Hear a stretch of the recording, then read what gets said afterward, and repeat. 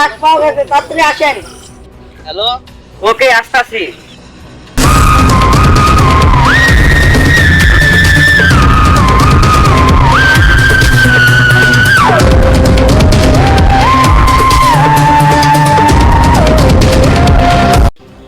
আচ্ছা ওই অভিজিৎ, দয়া, তোমরা আশেপাশে তদন্ত করে দেখো কিছু পাওনি।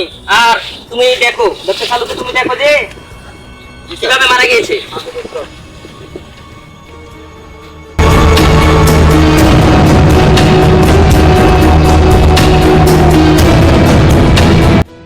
স্যার আমি আপনাকে ফোন দিয়েছিলাম, এখানে খুন হয়েছিল।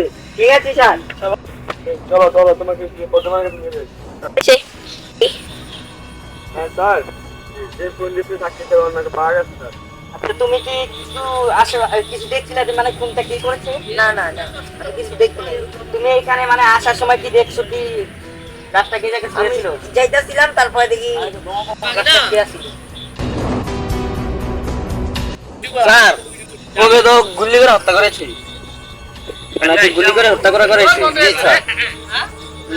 আর কিছু পাইছনি?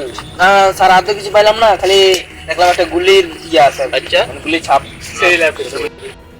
ডক্টর সালুকে এই কাগজটা পেয়েছি, দেখো তো এটা কি লেখা আছে। লেখা আছে এসিপি, এই খুনটা তো আমি করেছি। এসিপি আরো খুন হবে, পারলে আমাকে ধরে দেখাও। একটা সালুকে তুমি কিছু বুঝতে পারছো? জি স্যার। এটা হতে পারে আমাদের ক্রিমিনাল রেকর্ডের মধ্যে থাকতে পারে এই খুনিটা। তার মানে দেখ শুনে আমাদেরকে লক্ষ্য করেই সে বলেছে যে এর পরবর্তী খুন হবে।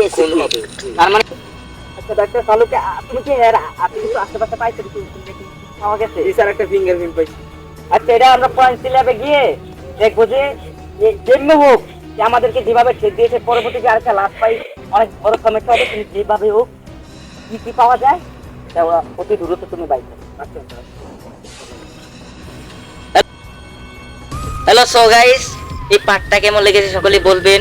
আর পরবর্তী যদি পার্টটা পেতে চান, এই পার্টটা এবারকার ধামাকা হবে। সকলে ইনশাআল্লাহ লাইক কমেন্ট শেয়ার করে দিবেন। আর সবাই সাবস্ক্রাইব করে দিবেন।